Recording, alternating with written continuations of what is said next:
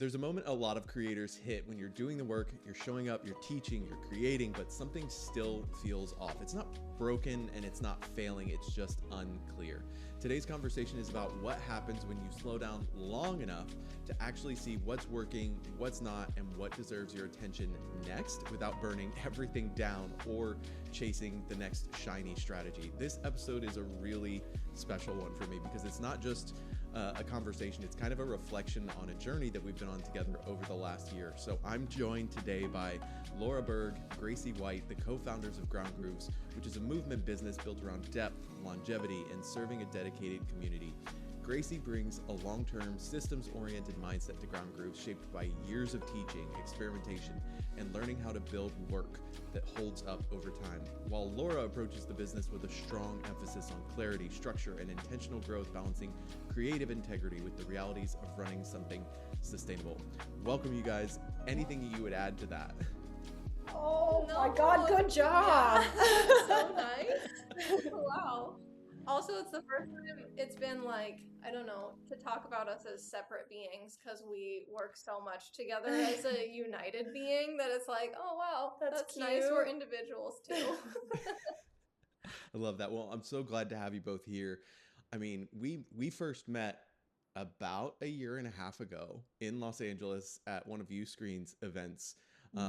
And it's funny because the way that we met was, at least I still think it's funny because I had people talking my ear off after the event and like noticed you guys kind of waiting. And I was like, I think that they want to like talk to me, but I didn't know you guys had never met, anything like that. And then you did, like you guys waited. How long did that guy talk to me? 30 minutes? Yeah, honestly, 30 minutes. We hovered It was for 30 long. he talked forever, which no shade to him. Yeah. But I was so impressed that you guys waited that long. I was like, hey, I have to talk to these people because they've been waiting so patiently. They haven't even interrupted, which they could have and should have. And since then, you know, I started coaching you guys almost a little over a year ago, and it's been quite the journey since. Absolutely. Yeah. We're scrappy. We'll definitely Yeah. wait to talk to you. Absolutely. Yeah, Well, we're polite Yes. but scrappy. Can you share just a little bit more about Ground Grooves? How long have you had Ground Grooves TV, the digital side of things versus kind of the overall business? We started working together creatively in 2014, more of a choreographic focused business. I mean, it wasn't even a business. We're just artists that were hoping to create. And then started teaching weekly class in Los Angeles. During COVID, our Instagram following became more robust and we saw opportunity to start teaching online classes, online pre-recorded classes, which we were hosting through Wix. And we had a good amount of subscribers there, but it was like very basic, not at all what our platform is now. And then Uscreen came into the picture and it's become a much more full platform and a much bigger part of our now business. But again, I wouldn't say we considered making a business or were business minded for the first 5-6 years. It just was like, we're artists and we want to make things. Yeah. And make some money from it in the process. Not even at the beginning. No, like it was not like a money-making venture by any means. It was truly like we just want to make work. We want to dance. And it wasn't until we had a bigger audience online that we even considered that the kind of art we were interested in could be funneled into a business. So I don't, truly, like, I don't think a lot of dancers at that time, and maybe it's changing, but are like super business minded. There's like a business element to being a freelance dancer, but we didn't set out that way by any means. How did you guys decide that, you know, you built the audience started growing during COVID, but how did you decide that building like a video-based business was the route that you wanted to go versus some of the other options that may have been on the table? We literally, the Wix had the capacity to do on demand. And so we were like, hey, let's just try it. Like, we really are like, we see something and we'll just give it a go, regardless of if it's really a great long-term strategy or not. We'll just try. And so we saw they had the capacity to put videos on the website, and that was literally all it was. And we thought, let's just teach a few things and see what happens. We make a lot of decisions like that. Like not all, and you know, there's Yeah. there's a lot more strategy, Yeah, but even amongst the strategy, we'll still just be like, should we start this? Yeah. Let's do it this week. Yeah, we're real yes and gals. How do you, I think that kind of shows itself in knowing what you guys do and the fact that you do in-person classes, you do workshops around the world, and you have GGTV and like do guest lecturing at universities and all kinds of other things. I think that kind of shows up. But how do you navigate doing all of those things without burning yourself to the ground? It definitely is love. I think we've gone through phases of it being too much, and like it's nice to have a partner because you're always in communication about it. And so I do think there's been times where we're like, do we want to do that? Are we still enjoying that element? Is there a way we could streamline it, or do we need to pull it back, or should we make this one more robust? Which I think was what happened when we transitioned to Uscreen, that it's like, okay, let's actually put a lot more effort into this new thing that we're trying, and let's kind of like take the temp down on some of the other offerings. But I also think we're like really passionate, hard workers. Like, I just enjoy doing the work, and we always say we could have 4 full-time jobs. Any one of the offerings could be a full-time job, but it's like we love the work and somehow have made it balanced. I don't feel overworked or burned out personally. Even when you're traveling to 26 workshops around the world in 52 weeks? Yeah.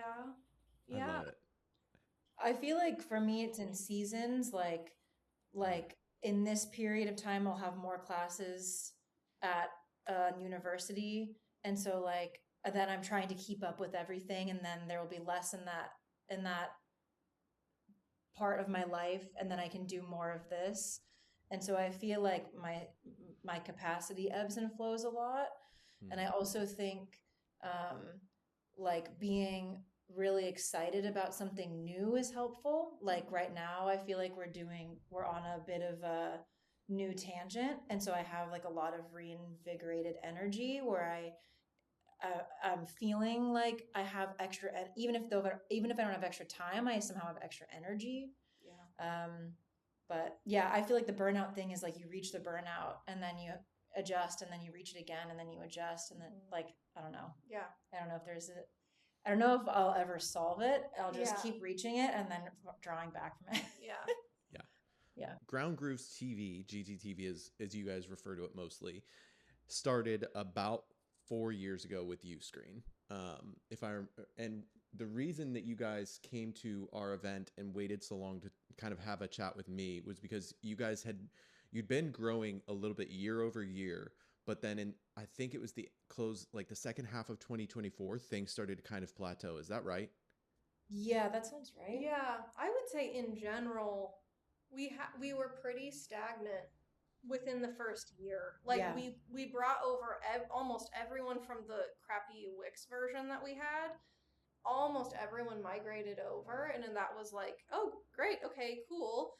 And then it kind of just like, it felt like maybe we had reached our Instagram audience, there wasn't a lot of newness. And I feel like within the first year we were like, oh shoot, like what's that gonna be?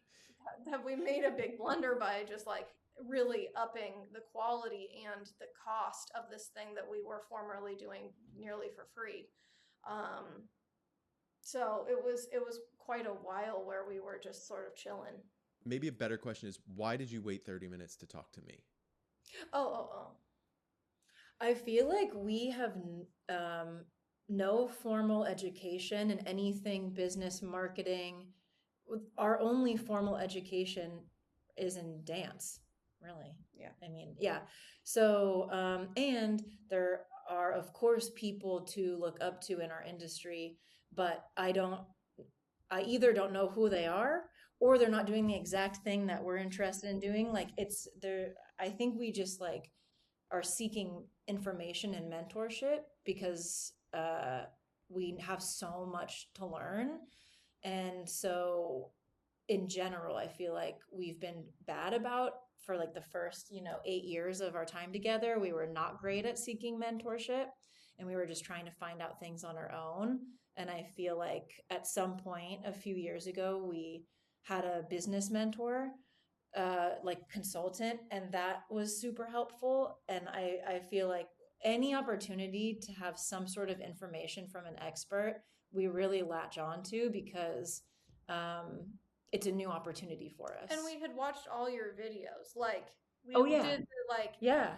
we got those emails and we were like, oh my God, we'll learn anything. Like, just literally anything is something we don't know yet about how marketing works and how a business works. And so any of your, like anyone from Uscreen, we watched all of those videos. And so we were like, that's Daniel. He knows stuff about YouTube and converting from you, and we don't even know about our YouTube. Like, we just were like, he's gonna say something that we're gonna take away that from this, and we're gonna like learn something from this chat that we're about to have. We don't even know what questions we're asking, but like, surely we're gonna learn. Just help us. Help us.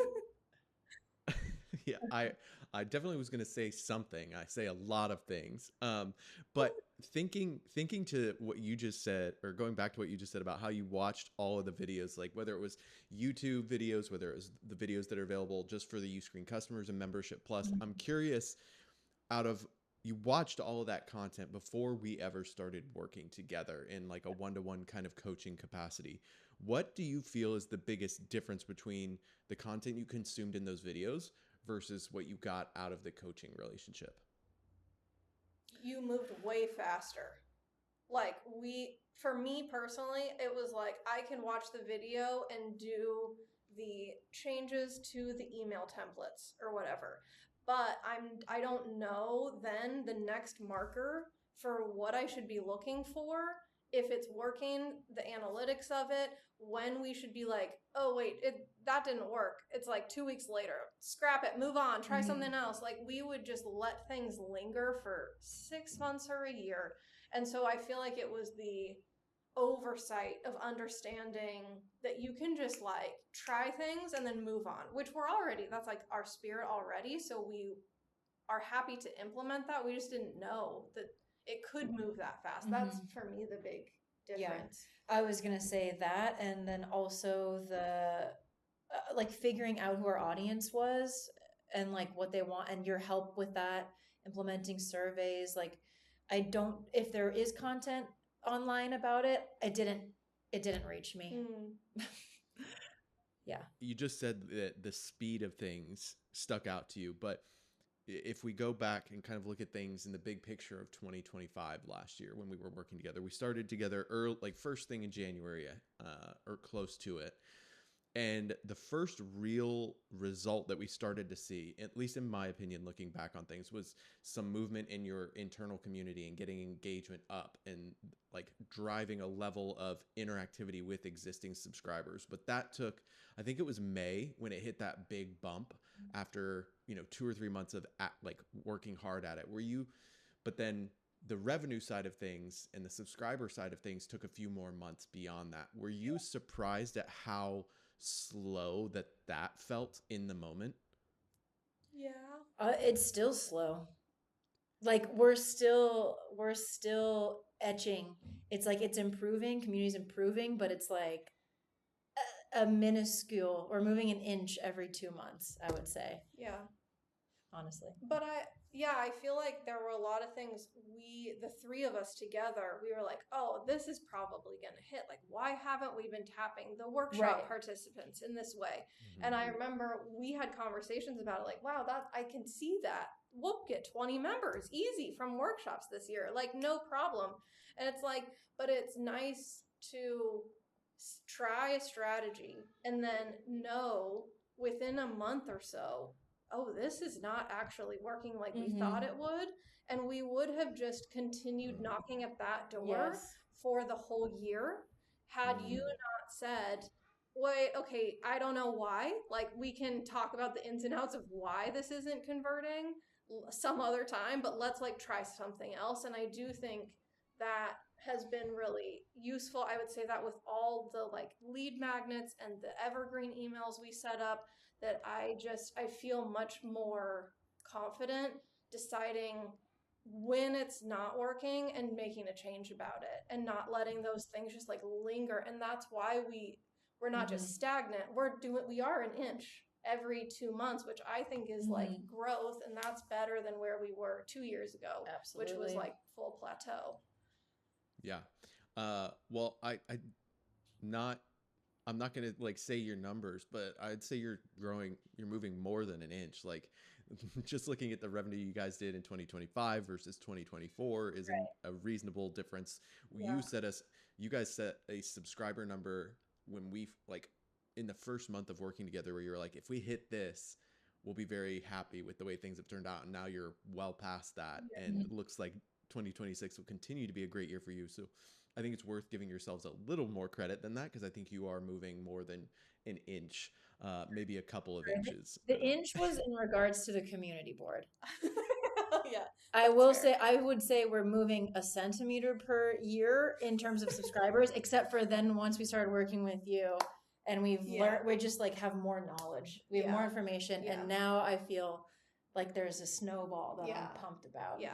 The issue that you just described of like you would pick a strategy and just knock at that door for 6-12 months longer than you should have. Do you feel like that was the biggest area that you were spending time and energy that was actually hurting your business rather than helping it? Or do you think there was something else bigger than that holding you back? Oh, well, let me just say on that, I would say it wasn't that we were spending time and energy. That's the point. We weren't spending any time or energy looking at how it should change, and we should, like, I think that's actually the problem. I think I remember, like, in our first month, I asked you guys how much time you spent on the business per month. Yeah. I don't remember if it was per month or week, but you guys were like less than 5 hours, and I want to say it was less than 5 hours a week. That makes sense. That makes sense. Yeah, absolutely. On GGTV. Yes. Yeah. Yes, on GGTV, because you were doing the workshops, you were doing the classes, and because it had stalled, you were like, okay, well, these other areas are not stalling. Like, we're selling out workshops, so let's put our energy here. Yeah. And I'm curious now, just as like a personal curiosity question, how much time do you think you spend on GGTV now, a year later, with things trending in a much different direction than they were last year? If it's the same amount, that's fine. I'm just curious. I mean, you have I feel like the emails, Gracie does the emails, and that I feel like is such a large element now. Yeah. So you spend more time. And I do the analytics. I do monthly analytics. So like, I suppose for me, I would guess just me, myself, now I have a real set, like 5 hours a week for me, but that's not counting us during our collective meeting times where we are like talking bigger strategy, which happens generally once a week. We'll have like a bigger, let's dive into what we're thinking about for the months ahead. But I mean, it's still, in terms of our offerings, it's still the offering that we can do the least amount of work and get the most financial benefit from. And so I think it is set up so that it's our most scalable and sustainable business tenant in our overall business. So like the goal is never to be spending 10 hours a week on it. I feel like I'm spending probably a similar amount of time as I was before, but it feels really different. Like I feel like I have a better idea of how to think about it. And I was the 5 hours or whatever a week before was like minutia tasks. And now it's like, okay, cool. I like watch that edit and I post it on the community board. Let me like take a moment to think about like zoom out a little bit. And so I feel like I'm thinking better, more critically, because we have more information now. And so the time that I'm spending is like much more beneficial than before. Was there a moment where things started to click for you guys or feel differently than it had before while we were working together? I have one thing. I don't know if this is the thing, but I have one thing, which is you talked to us about um, that basically that people need to be continue to be taken on a journey on the platform.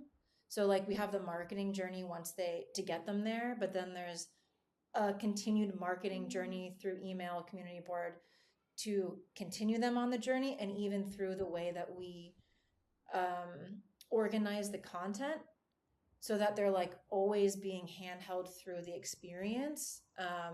Yeah, both before they become a customer and after. And we really like made massive organizational changes to GGTV once you told us to.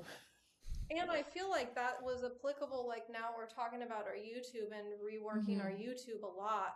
And I feel like Laura did the heavy lifting on that. And it's like, was basically like, you would have been proud, Daniel, of like the way that it's like, well, but so if we're pulling in this crowd, what do we have for them in GGTV that we can immediately like make sure they are being nurtured into the experience? And it's like, so the information has been so applicable from like just the one time we did it with you. Now we're like, okay, we can see how that works on all these different levels and insert that strategy across the board, which is like amazing. One of the moments that I remember from our time working together was this realization that a large chunk of your audience might have less buying power. They might be renting an apartment, in which case they probably aren't spending money at a dance studio multiple times a week, but they might spend a little bit of money with you guys for a month that gets them access to a month's worth of classes. That audience represented a very different person than who maybe you thought you had previously been trying to reach.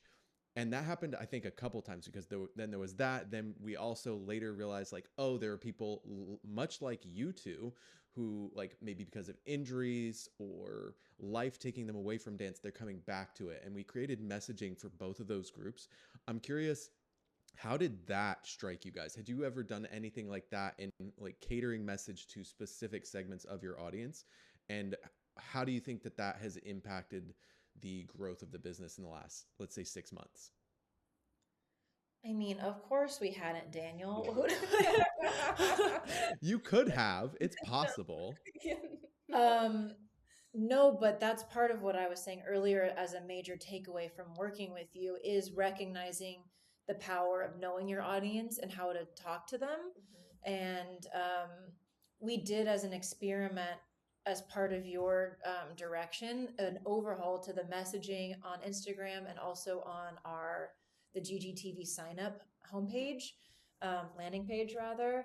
That's like your journey, dance journey doesn't end at 30. It's like speaking to the emotional side of a person that maybe feels sad that they're not dancing anymore, or feels like there aren't classes for them that they can go to where they feel good in. And I mean, that during that period, we did have our first really big bump in subscribers. It's really hard to say because that's also when we released these teacher courses that did well. And so I don't know if those were working together because also maybe that messaging is applicable to someone who might be teaching dance, So it's hard to say what's what, but something there worked. And even just the idea of audience specific messaging has been helpful now we're about to try to start to grow our YouTube, and we took that and are considering how to now market the YouTube differently, thinking about what that expected audience is. I don't know if that answered your question. It does, and it's helpful because it's messaging, like many things in life, is I think a spectrum, and you're kind of, and I don't even know that spectrum's the right word, because to me that kind of brings up a linear connotation. I think of it more of like an open world map, where if you're moving directionally, let's say north on a map, but your audience is to the east, and if you can figure out like 2 tweaks to your messaging that move you even just a little bit further east, closer to them, and they're like, then they start like, maybe they see you from a long way off, they're like, hey, and you're like, oh, that's the thing.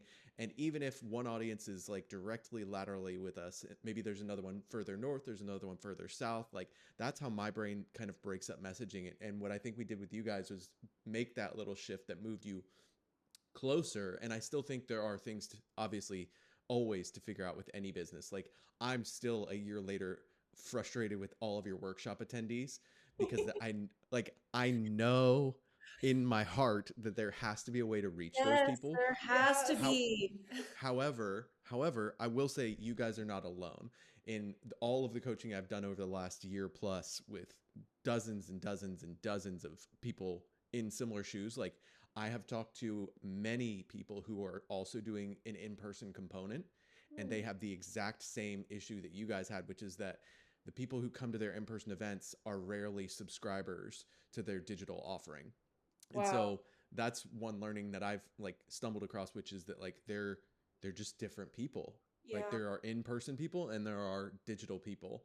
And Yeah. sometimes there's a very small crossover, I think, between those two. Like you guys have subscribers who will come to your in-person events. Yeah. You may occasionally get a subscriber from your workshop, but those are just two very different people. And so what appeals to one of those people is not going to appeal to the other and vice versa. But what that tells me is that there is eventually some sort of digital offer that you might be able to figure out that caters specifically to the workshop people. It's just a matter of, in the limited amount of time that you guys spend working on the business, is that nut worth cracking? Or Yeah. is it one of those you're like, just dig it into a hole for winter and leave it and come back at another point down the road? Yeah. Totally. I've been watching a lot of Ice Age with my kids recently. I'm so sorry. I just keep thinking about scrap. Yeah. Well, it makes me question, like we just recently started a live stream element, which has done so well to bring people in. Like it's nuts. But it's also like hard to know if it's the live stream, if it's this new style, it's a different style than we have been working with before. Is it like what part of the messaging is the thing that works and how to like tap into that and like, Yeah. you know? Well, have you guys talked about how to isolate those variables to figure out the answer to those questions? Of No. like, if we're doing live streaming and it's a new thing, and we're not sure which of those two things is pulling people in more, okay, great.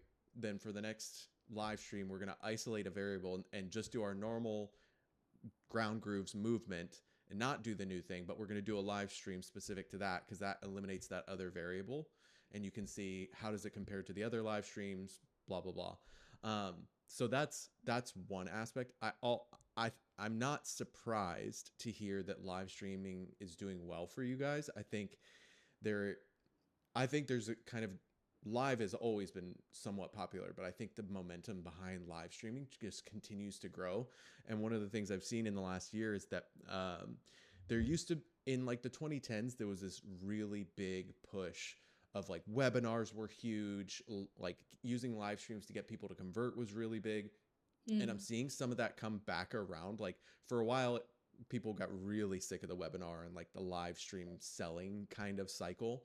We just got burned out on it because everyone was abusing it. And then it went away for a few years. And now it feels to me like I've seen it come back. Like there's another person on Uscreen who was doing live webinars. His acquisition funnel was like ads to a live webinar to then like a annual and or lifetime subscription. And he was absolutely crushing it. And the live stream was like 2.5 hours of him teaching and training and answering questions. But it worked incredibly well. Whereas before I hadn't been seeing much of that in a while. So I'm curious. I'm actually rather bullish on live streaming right now. So I'd love to see you or hear more about you guys like leaning into that. Have you guys been doing it for acquisition or for members? To get new members. To get new members. Yeah. And how many people are attending? Like, how many people register versus show up live? And you can just give me a percentage rate if you don't, rather than specific numbers, if you had to guess. Is the question how many people have pre-registered for the live stream versus actually show up to the live stream? Yeah, like what's that ratio? 70%. Nuh-uh. But it's like But not, You think not that many people are registered. It's not that More many people have subscribed Then than are actually coming to the, I mean, it's event. at 10 a.m. on a Monday. Like, I bet a lot of people are registering because then we upload the recording and they can take class after. That's what I would guess. Because it only happens once a week at the same time. So people know their schedules. interesting. Yeah, figure it out for us. I could talk about this at length. So you're doing a live stream on a Monday morning and people are showing up live? Yeah. Yes. We're dancers, Daniel. We got, we don't have traditional schedules. And it's a lot of like moms with their kids like perched up here watching TV and mom's taking ballet. Are you Cute. guys doing are you doing it on Zoom? Yeah. So that are they able to interact with you? Like We can they say hi and like can type in the chat and stuff. But it's like Laura's just teaching class. do you ever do like a Q&A through like at the end or anything? We did so we did a Q&A. This was my idea, and maybe it was an attempt at understanding the live stream thing, because I was like, let's do a Q&A at the end of this challenge, in middle of the challenge, and see if people, and was like, we'll answer any questions. We did a January challenge. Not one person showed up, and maybe one person registered. Yeah, one person registered and no she one showed didn't up. come. But it was a dedicated Q&A session. Correct. And is that what you called it? Q&A session? And we were okay. We even were like, and if you can't make the time, send us your questions and we'll just answer them and then post the recording. Yeah, I think that is a positioning problem, because I see the same thing. It's like how you screen. So that just as kind of like an inside thing. So we do office hours in Membership Plus every Monday. Somebody from our team sits on Zoom and anyone can come and ask any question. Right now it's like our coaching team leads those calls. So you can come and get coached every Monday, ask any question at any time. However, what does office hours make you think of when you hear that word? Those School. words. School. It makes you think of the professor who was like, my office hours are when. Did either of you ever go to office hours in college? No. Hell no. Absolutely not. I had zero desire to go talk with a professor one-on-one. Absolutely not. And my grades were just fine. Yeah. And so I came to this realization recently, because we're doing some kind of like shifting how we think about Membership Plus, because it should be the home of like our coaching team, because that's really what it ultimately is and should be. But the way that we talk about it is just wrong, because it's utterly unexciting. Office hours is not what people want to come. Sure, you're going to get the teacher's pet, maybe. Not to say that the people who show up to office hours are teachers' pets, but like the people who are like overachievers or like really driven, like they're going to show up. But the others who might still need what you have to offer, or like think of a question, or might just benefit from hearing those overachievers ask questions, isn't going to show up, because they're just like, ugh, that's not like office hours. So, but instead, if I'm like, hey, this is live coaching, come and join. You can get any question answered, hear from other people using Uscreen in the same way, blah, blah, blah. Like there's got to be a better way to position it. So I think it's just a matter of figuring out like, okay, they may not be interested in a Q&A, but would they be interested in a tutorial where they can then ask questions live about the movement or about the specific technique, or like, and I think that's the biggest thing, is if you leave it too open-ended, people don't know what to ask. Totally. Yeah, agreed. If you get specific, then they can ask specific questions. It's much easier. Like when you give somebody, when I say like, if you're talking about shoulder rolls, I'm just going into that because I remember you guys doing the shoulder roll bundle a while back. Let's say you're doing a tutorial specifically about shoulder rolls, then I can come prepared with like, hey, every time I do this, I get a twinge in my neck and I don't know how to stop doing that. Can you help me figure that out? Whereas if you're like, hey, come do a Q&A with Gracie and Laura, I'm like, I love you guys. I think you're wonderful. I love GGTV. I don't know. It's going to be awkward. Right. Yeah, it's going to, right. But I want to, if you lean into specifics, or if you're like, hey, we're going to have a cocktail club digitally, I'd be like, well, that's just a personal thing. But You get what I'm saying. So I think if you find like a way to make things more specific so that people know Yeah. what to come with, and it's okay to seed questions. I think that's the other thing that people forget about Q&As. Like there are questions that you can think of for yourselves that you like if you were in their shoes, what questions would you ask you? Yeah. Mhm. And it's okay Yeah. to softball those to yourselves to get things started and get people's brains moving and get the gears turning so that they have follow-up questions. Mhm. That's really helpful. Mhm. I mean, the live stream that we are doing weekly that I think has gotten us all these members, we don't interact with them basically at all because there's 30 people in class in person.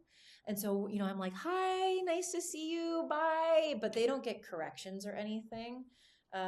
So I feel like that's a unique, I don't know if this is good or bad, but Right. it is a new offering that I want. There's it's piqued people's interest, and so I want to make sure we're like capitalizing on it correctly or like Yeah. giving them what they want. I don't know. Yeah. Yeah.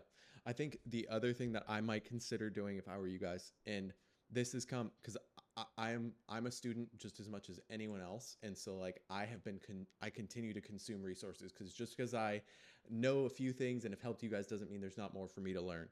And so there's a coach that I follow and have been watching how he coaches his audience, and one of the things I love is that he's always doing Q&As with his audience and they always have questions for him, and one question can take him like 10 to 20 minutes to answer, which is an incredible amount of content.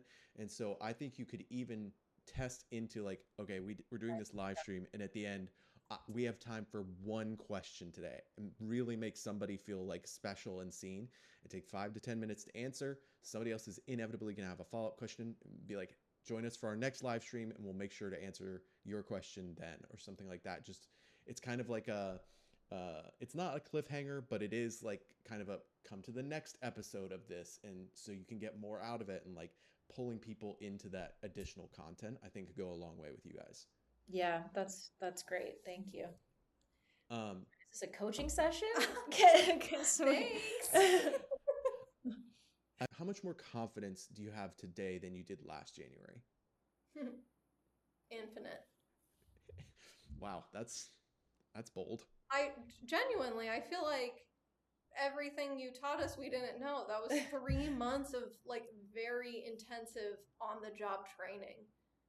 And I What obviously still have so much more to learn, but like I feel like we're making decisions in such a better, clearer, Mhm. more purposeful way. what did you expect coaching to be, and what was different from what you expected? Or did I set expectations just that well that you like it was exactly what you thought it was going to be? I mean, I expected to be pushed out of our comfort zone and do things that we weren't aware of, and that we're gonna like it was a lot of work. Maybe that's an element I wasn't fully prepared for. Like that whole redoing our entire email situation was rough, but very like really useful, and now is like so good. Do you have anything? I think I didn't have any expectations. I think I was happy to even just learn one useful thing, Mm. let alone all of the knowledge you bestowed upon us. Like, so, yeah, I had no expectations. I just knew it was going to be amazing. I don't know. We're still fangirls standing at your side for 30 minutes. Yes. Absolutely ridiculous. You guys are the famous dancers who live in LA. I'm just the schlub who lives in like rural America in a flyover state. Oh my Um, God. if I'm curious, if another Uscreen customer came up to you, which actually this might have happened at the event the last time I saw you guys a few months ago, but if another creator came up to you and asked like, what's one thing I should focus on for the next 90 days that's really gonna like move the needle with my business, what would you tell them? Well, maybe we can each say Okay, yeah, something, and then you okay, go you first. know, No. Oh. okay. Make sure your audience has a clear A to B to C to D so that they have to stay on your platform and they don't feel defeated because they don't know what to do next. I was hoping you were going to say that. Okay, Oh! my other one is do a proper lead magnet and know how to track it and nurture it and if it doesn't work, change it in 6 months. Like don't like let it linger for the entire year. Just like try it and then change it and then try it and then change it. But like change all the elements of it. Love it. If you're listening to this and you're thinking, I'm doing the work, but I'm just not confident that I'm focused on the right things, that's exactly what I worked through with Laura and Gracie. And back now in October, I actually led a live kind of creator clarity session with them at a Uscreen event where we diagnosed or kind of retroactively talked about how I diagnosed their business, prioritized things for them without adding a ton more noise to what they were already doing. And I'm actually going to be doing these live now on my own online, and anyone will be able to join me. You'll get access to the recording and invaluable training that will help you diagnose your own business, prioritize how to move forward effectively rather than just throwing spaghetti at the wall. And you can join the waitlist right now using the link in the show notes or the description. Gracie, Laura, anything else that you would add about that experience of like going through the business, diagnosing it, prioritizing it, and growing things? Anything that you would, or anything you'd add about your experience with me? I would say like that the little bit of the lot of trial and error to then finally the feeling of like finally hitting on something once you've tried 12 versions of the thing before it feels so worthwhile. And it's so nice in the way that it's so nice to have a partner like that we work together. It's so nice to have someone else who has a bird's eye view and can just be like, yes, no, like it's okay if it's no, but like no, we got to scrap that idea and move on, which you just can't always do if you're the only internal eye. And it's like it's so helpful to have someone who has perspective and knowledge to tell you when you should keep going and when you should move on to something else. Like it's so simple, but it's also extremely hard when you're in the thick of it. Love that. Well, Gracie, Laura, thank you so much for joining me. If this conversation resonated, you're not behind, you're just asking better questions. Thanks so much for being here, and I'll see you in the next one.